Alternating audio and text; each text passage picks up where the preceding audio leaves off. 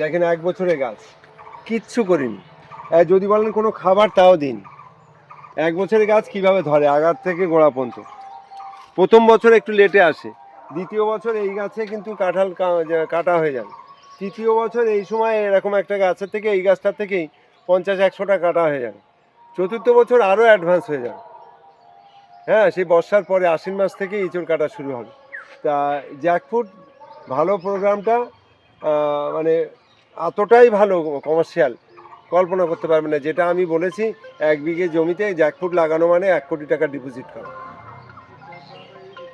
কিন্তু যারা ওই 10 হাত 12 হাত বসিয়েছেন সেটা বসাবেন না। এটা 7x7, 7 হাত বাই 7 হাত বসাতে বলছি। এর থেকে ঘন করবেন না। কারণ হচ্ছে ফল এসে গেলে গাছটা বাড়তে চাইবে না। যখন প্রচুর পরিমাণে ফল এসে যাবে না, মানে 12 মাসের মধ্যে 8 মাস ফল থাকবে অন্তত, 8 মাস কন্টিনিউ হতে থাকবে, যতই কাটবেন হতে থাকবে। অর্থাৎ সেই গাছটা বেশি অগ্রগতি হবে না।